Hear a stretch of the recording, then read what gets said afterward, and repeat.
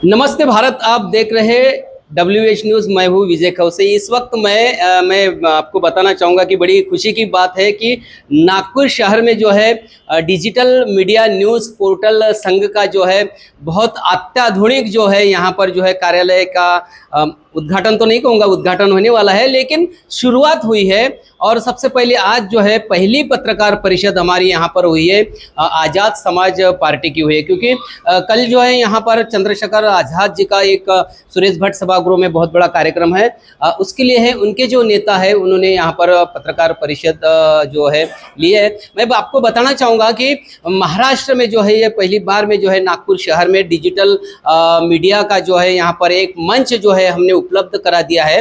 आप भी आपकी जो समस्या है, आपके सुझाव जो है यहाँ पर पत्रकार परिषद लेकर आप जो है आपकी आवाज़ जो है हम जनता तक के पहुँचाने की कोशिश करेंगे। आप देख सकते हैं कि अभी डिजिटल मीडिया का ज़माना है और डिजिटल मीडिया इतना फास्ट चलता है कि खबर जो है वो तुरंत पहुंचती है। तो हम यही आपसे भी अपेक्षा करेंगे, आपको भी यदि नागपुर में डिजिटल मीडिया के प्लेटफॉर्म पर जो है पत्रकार परिषद लेने का है तो आप निश्चित रूप से जो नागपुर में जो है हम पंचशील टॉकीज के पास में जो है राजकमल कॉम्प्लेक्स में तीसरे माले के ऊपर में हमारा ये जो है कार्यालय खुला है। आप यहाँ पर आ सकते हैं। यहाँ पर जो है हमारे कोषाध्यक्ष अमित जी वानखड़े यहाँ पे आपको मिलेंगे, उनके पास में आप पत्रकार परिषद भी बुक कर सकते हैं समय पे। तो निश्चित रूप से आपकी भी जो आवाज़ है, आपकी आवाज़ जो है डिजिटल मीडिया के माध्यम से पुरजोर तरीके से हम बुलंद करेंगे। तो हमें आशा है कि आप निश्चित रूप से इस हमारे मंच को सराहेंगे।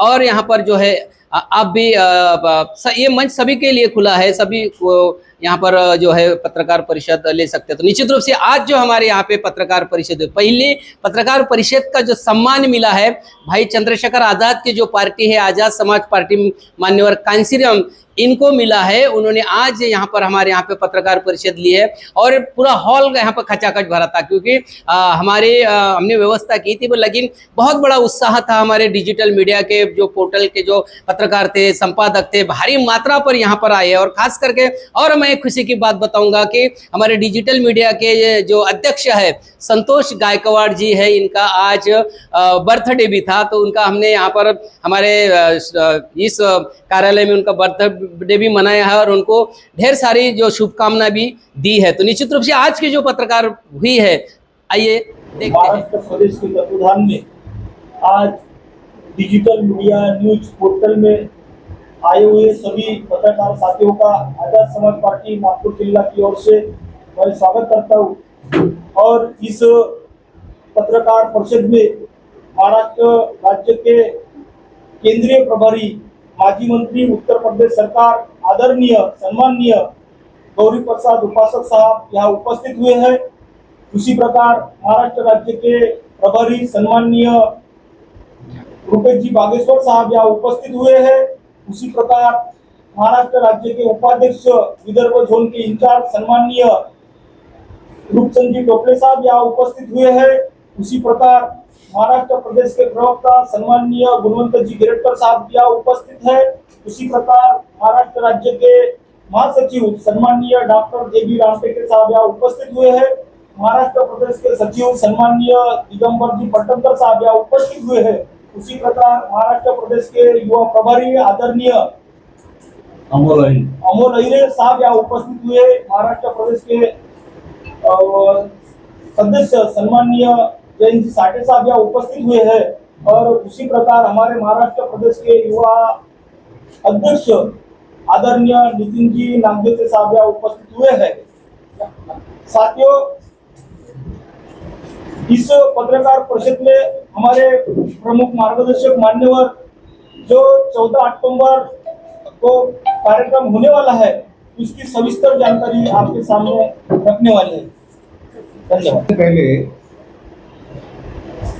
डिजिटल मीडिया न्यूज पोर्टल संघ के लिए मैं शुभकामना करता हूँ, मंगल कामनाएं करता हूँ कि आपका संघ दिन दूनी रात चौगुनी प्रगति की ओर अग्रसर हो और आप सब लोग इस संघ को बहुत आगे ले जाएं, ऐसी मैं शुभकामना आपको करता हूँ। और आपको बहुत बहुत बधाई कि पहली बार ये पत्रकार वार्ता आपके बीच में आजाद समाज पार्टी के तत्वाधान में हो रही है। और आज जिस उद्देश्य के लिए हम लोग यहाँ पर आए हैं वो मैं आपके सामने विस्तृत रूप से बताना चाहता हूँ। आजाद समाज पार्टी के राष्ट्रीय अध्यक्ष और भीम आर्मी एकता मिशन के चीफ और वर्तमान में नगीना के लोकसभा के सांसद माननीय श्री चंद्रशेखर आजाद जी का कल 14 अक्टूबर नागपुर की धरती पर आगमन है। और 14 अक्टूबर का दिन हमने इसलिए चुना कि 14 अक्टूबर 1956 में भारतीय संविधान के निर्माता परम पूज्य बाबा साहब डॉक्टर अम्बेडकर जी ने हिंदू धर्म को त्याग कर बुद्ध के धर्म की दीक्षा लिया। तो कल का दिन अपने आप में बहुत ऐतिहासिक है, विशेषकर बुद्धिस्ट लोगों के लिए। तो उस दिन को बड़ी धूमधाम के साथ लोग मनाते हैं।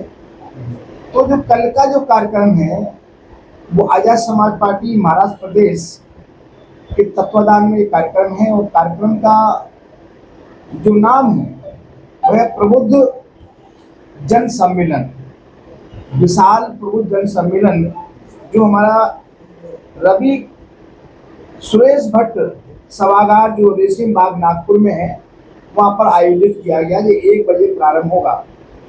तो सबसे पहले तो मैं आप सभी से विनम्र विनती करना चाहता हूँ कि आप लोगों का सबका इस कार्यक्रम में आप सबका स्वागत है। आप लोगों की पहली जो पंक्तियाँ होंगी उनमें बैठने की हमने व्यवस्था किया है, ताकि पत्रकार बंधु जो भी आदरणीय हमारे सांसद जी जो बात करेंगे उस बात को आप लोग रिपोर्टिंग कर सकते हैं। वो सभी लोग आप लोग इसके लिए आमंत्रित हैं। मैं विशेषकर ये लेके भी आई हूँ आप लोगों के लिए। तो आपसे विनम्र विनती है कि इसको आप लोग स्वीकार कर लेंगे। हमारे विशेषकर जो अध्यक्ष जी हैं मैं उनको लेके जाऊँगा। तो कार्यक्रम का इस प्रकार से रहेगा। कल प्रातःकाल लगभग 8:30 बजे हमारे राष्ट्रीय अध्यक्ष जी एयरपोर्ट नागपुर पर आएंगे और एयरपोर्ट से सीधा हम लोग रेडिसन जुबली होटल है वहाँ पर जाने का काम करेंगे। और जब हम लोग जैसे ही रेडिसन ब्लू से आने से पहले हमारे जितने भी जिम्मेदार पदाधिकारी साथी हैं उनका हृदय से मन से अपने नेता का स्वागत करेंगे। स्वागत करने के बाद रेडिसन ब्लू आएंगे। वहाँ पर आने के बाद वो अपना ब्रेकफास्ट या जो भी रिफ्रेशमेंट होगा उसे करने का काम करेंगे। उसके बाद लगभग 11 साढ़े 11 बजे अपने काफिले के साथ हमारे राष्ट्रीय अध्यक्ष जी माननीय चंद्रशेखर आजाद जी दीक्षा भूमि की ओर जाएंगे। और दीक्षा भूमि में जैसा कि मैं आपको बता रहा था कि 14 अक्टूबर 1956 में बाबा साहब ने दीक्षा लिया था। तो जिस स्थान से बाबा साहब ने दीक्षा लिया उस स्थान को नमन करेंगे। साथ साथ यहाँ पर जितने भी महापुरुषों के जो चित्र हैं या तथागत बुद्ध के अंदर जो स्टेचू है उसको वंदन करेंगे, नमस्कार करेंगे। और करने के बाद करेंगे तो इसका भी अपना बहुत बड़ा इतिहास है, वो लंबी बात हो जाएगी। वहाँ पर हमारे पत्रकार बंधु बहुत सारे आएंगे जो लगातार मुझे फ़ोन भी कर रहे हैं कि हम भाई का बहुत बड़ा इंटरव्यू या जो भी कार्यक्रम है हम साक्षात्कार लेना चाहते हैं। तो वो लोग भी वहाँ पर आने का साथ ही काम करेंगे। उसके बाद भाई का हमारे जो इंटेलेक्चुअल कुछ लोग हैं जो कोई IAS है, IPS है, डॉक्टर, इंजीनियर, प्रोफेसर्स लोग हैं उनको भी संबोधन करेंगे। उनका अपना कार्यक्रम है। और संबोधन के बाद फिर रेडिसन ब्लू और रेडिसन ब्लू के बाद फिर हमारे 1 बजे का कार्यक्रम है जो कविवर्य सुरेश भट्ट सभागार में वहाँ पर लगभग 1:30-2 के बीच भाई चंद्रशेखर आजाद जी आने का काम करेंगे। और जैसा कि हमारे इस कार्यक्रम का नाम है प्रबुद्ध जन सम्मेलन, तो इसकी जानने की क्यूरियोसिटी आपके अंदर होना चाहिए कि भाई प्रबुद्ध जन सम्मेलन ही क्यों और नाम क्यों नहीं रखा। इसके पीछे हमारी मानसिकता ये है कि अभी तक हमारे बीमारी के साथी आजाद समाज पार्टी के साथी जिन जिन एरियाज में तमाम प्रकार के समस्याओं को लेकर आंदोलित होते थे तो लोग कहते थे कि भाई ये तो इसी प्रकार के लोग हैं। तो हम उनको दिखाना चाहते हैं, हमारे विरोधियों को, कि भाई जो आज़ाद समाज पार्टी है बहुत ही संगठित अनुशासित पार्टी है और प्रबुद्ध लोगों की पार्टी है। इसलिए हमने लगभग 5000 कार्ड के माध्यम से ऐसे हमने प्रबुद्ध लोगों को हमने आमंत्रित किया है उसमें सभागार में आने के लिए। तो वो भी सभी साथी वहाँ पर आने का काम करेंगे।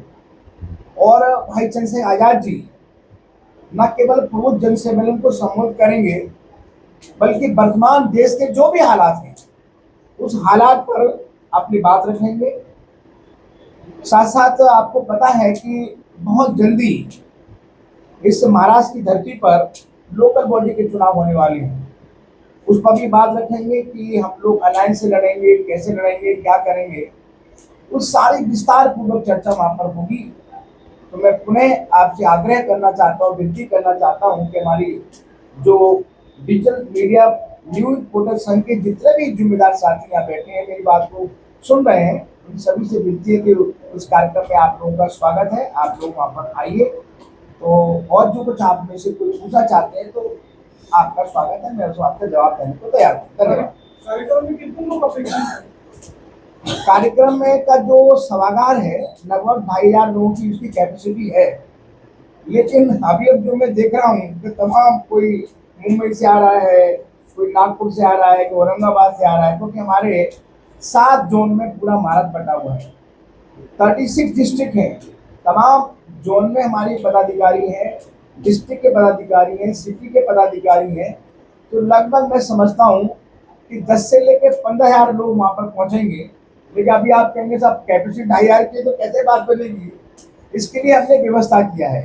व्यवस्था क्या किया है, हमने बाहर जो एलईडी होता है एक बहुत बड़ा, वो लगाने का काम किया, उसके बाहर भी लगाने की व्यवस्था कर रहे हैं।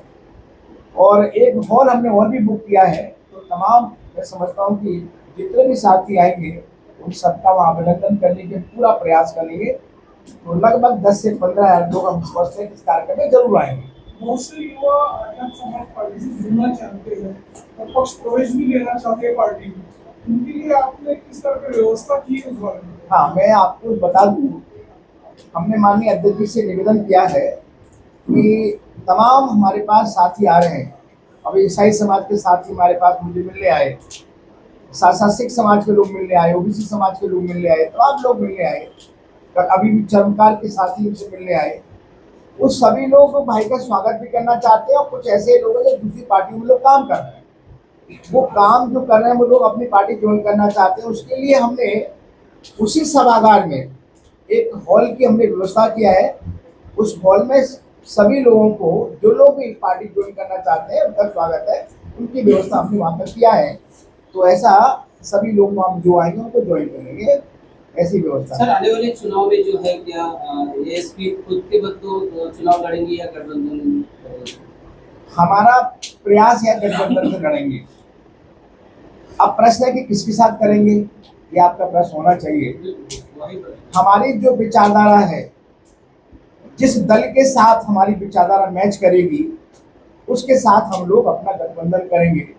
हम समता चाहते हैं, बंधुत्व चाहते हैं, भाईचारा चाहते हैं, न्याय चाहते हैं, और देश का जो संविधान है, उसका संविधान सम्मान करता है, ऐसे जो दल होंगे उनके साथ हमारी बात जारी है। और जैसी फाइनल होगी आप लोगों को बताने का काम करेंगे। सीजेआई के ऊपर में जूता फेंकने का मामला, हमला करने की कोशिश हुई है, इसको कैसा देखते हैं? ये बहुत दुर्भाग्यपूर्ण बात है और आजाद समाज पार्टी इसका बहुत पुरजोर विरोध कर रही है।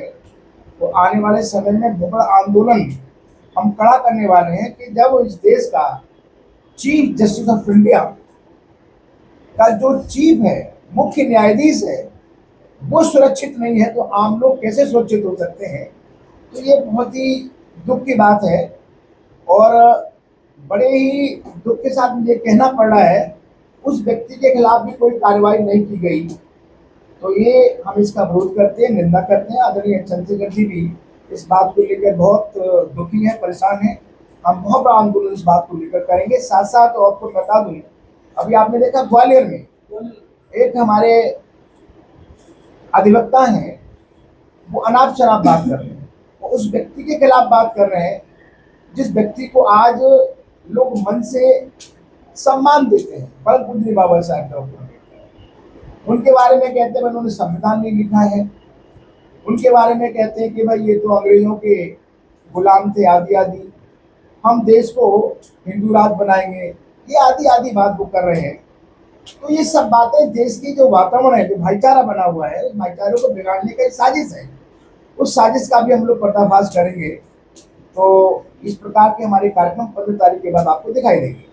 आगे आगे महानगर पालिका के चुनाव होने जा रहे हैं, तो सभी सीटों पे आपके प्रत्याशी होंगे। मैं निवेदन करूं, यदि जब हमारा अलायंस होगा तो सभी सीटों पर लड़ने का तो सवाल ही नहीं है। तो जिस पार्टी के साथ अलायंस होगा वो अलायंस के बाद डिसाइड होगा कि भाई वो कितनी सीट पर लड़ेंगे, हम कितनी सीट पर लड़ेंगे। अलायंस के बाद ही मैं आपको अवगत करा पाऊंगा कि आजाद समाज पार्टी कितनी सीटों में लड़ेगी। आजाद समाज पार्टी का गठबंधन होने की चर्चा जो है वो एआईएमआईएम करने के साथ है, क्या वो चर्चा सही है? चर्चा बिल्कुल ठीक है, लेकिन अभी जब फाइनल हो जाएगा तो बात आपको बताई जाएगी। चर्चाओं से अभी बात नहीं बनती है, चर्चा हो रही है, दो दौर की बात भी हुई है, लेकिन जब फाइनल होगा सीटों का तो आपको बताना है। सर मेरा एक सवाल है, छोटी पार्टियों के साथ ही गठबंधन करने का आपको इच्छा है या फिर कांग्रेस अगर आपको अपॉर्चुनिटी मतलब हाथ बढ़ाती है सामने नागपुर में कि गठबंधन करने की तैयार हो, तो क्या आजाद समाज पार्टी हम गठबंधन कांग्रेस के साथ भी नहीं करेंगे, भारतीय जनता पार्टी के साथ भी नहीं करेंगे। कांग्रेस साथ क्यों नहीं करेंगे? क्या कारण है कांग्रेस साथ ना करने का? भाई हमारी विचारधारा मैच नहीं करती है। जिस परम पूज्य बाबा साहब डॉक्टर 1952 में चुनाव लड़ा मुंबई से, उनको हराने का काम किया। बाबा साहब के संविधान को ईमानदारी के साथ अगर लागू करते, इस देश के जो दलित समाज के लोग हैं, एससी समाज के लोग हैं, एसटी समाज के लोग हैं, ओबीसी समाज के लोग हैं, आज कहीं से कहीं पहुंचते। बहुत सारी बातें हैं वो हम उनके साथ नहीं करना चाहते, बीजेपी के साथ नहीं करेंगे, शिवसेना के साथ भी नहीं करेंगे। कांग्रेस के युवा तो संविधान लेके घूम रहे हैं, कह रहे हैं कि बाबा साहब का संविधान बताने के लिए कांग्रेस आगे देखो, मैं आपको निवेदन कर दूं, आप युवा हैं और समझदार भी हैं। जब पार्लियामेंट में भाई चंद्रशेखर आजाद पहली बार चुन के पहुंचे, है ना, तो उन्होंने जय भीम, नमो बुद्धाय और भारतीय संविधान जिंदाबाद का नारा दिया, है ना। तो आपने देखा कि वो नारा कांग्रेस के लोग भी दे रहे थे, वो नारा बीजेपी के लोग भी दे रहे थे, वो नारा शिवसेना के लोग भी दे रहे थे, वो नारा सपा के लोग भी दे रहे थे। क्या वो लोग वास्तव में देश के संविधान को मानते हैं? क्या वास्तव में परम पूज्य बाबा साहब डॉक्टर का सम्मान करते हैं? यदि वास्तव में देश का सम्मान करते या संविधान का सम्मान करते तो आज चीफ जस्टिस ऑफ इंडिया के साथ जो कुछ हुआ है, कितने लोग खड़े हैं, तो अंदाजा लगा सकते हैं उनके क्या हालात है। माननीय और कांसी जी के पुण्यतिथि पर बहन जी का जो भी भाषण हुआ है, देश ने सुना है, क्या लगता है बहन जी के भाषण की? बहन जी हमारी आदर्श है, हमारे नेता है, अच्छे नेता है, अपना मूवमेंट को आगे बढ़ाना चाहिए, हम उनको शुभकामनाएं देना चाहते हैं। सपा और बसपा ये इसके एक साथ चुनाव लड़ सकती है? ये तो वो लोग बता पाएंगे, सपा बस लड़ेगी नहीं लड़ेगी। नहीं, ये और बसपा अभी ऐसा मैं नहीं कह सकता हूँ, क्योंकि ये राष्ट्रीय मुद्दा भी है और हमारी केंद्रीय नेताओं का विषय है, उस पर मैं अपनी कोई बात आपके साथ नहीं कर सकता। सर एक महत्वपूर्ण सवाल है कि ये अभी जो सुरेश भट्ट सभागृह में आपका कार्यक्रम में कब और कहाँ होने वाली है, ऐसा आप लोगों का कुछ प्लान है तो बताइए। जब लोकल बॉडी का चुनाव होगा तो इंदौरा मैदान में बहुत बड़ी सभा करेंगे। चुनाव के दौरान जब लोकल बॉडी का चुनाव होगा, भाई चंद्रशेखर आजाद जी आएंगे, उसमें बहुत बड़ी सभा आपको देखने को मिलेगी। क्या आह्वान करेंगे कल के कार्यक्रम में लोगों को आने के लिए? हमने कल के कार्यक्रम के लिए आह्वान ये किया है कि भाई आज पूरे देश में नजर उठा के देखिए, इस देश के गरीबों को, दलितों को, शोषितों को, एससी को, एसटी को, ओबीसी पर जहाँ भी अत्याचार हो रहे हैं, उस अत्याचार का प्रतिकार करने के लिए, विरोध करने के लिए केवल एक नेता होता भाई चंद्रशेखर आजाद। वो आपने देखा होगा कि जितनी समस्या है ज्यादातर देश की, उन ज्यादातर समस्याओं को उठाने वाला एक ही नेता है भाई चंद्रशेखर आजाद लोकसभा में। इसलिए आपने देखा हो कि बिरला जी जो लोकसभा के स्पीकर हैं, उन्हें खुद कहना पड़ा कि भाई लोकसभा में 545 सदस्य हैं, उन सबसे ज्यादा इस लोकसभा में सबसे ज्यादा बोलने वाला और सबसे ज्यादा बात रखने वाला, समस्या रखने वाला यदि कोई नेता है तो भाई चंद्रशेखर आजाद है। तो उनको हम लोग संसद रत्न अवार्ड है उसको नवाजने का काम करेंगे, वो कहने का काम है। सर बीएसपी हो या फिर वंचित बहुजन आघाड़ी हो या फिर आरपीआई के गठ हो, ऐसे कई सारे ऑलरेडी जो है अम्बेडकरी विचारधारा के लोग काम कर रहे हैं, और जब वो चुनाव लड़ते हैं तो वो डिवाइडेशन का फैक्टर होता है, उसका फायदा अल्टीमेटली जो है वो भाजपा को होता है। ऐसा ना हो इस बार, इसलिए आजाद समाज पार्टी कुछ काम करने वाली है क्या? मैंने प्रारंभ में आपको बताया, जिन पार्टी के साथ हमारी विचारधारा मैच करेगी, वंचित अघाड़ी के साथ मैच कर सकती है।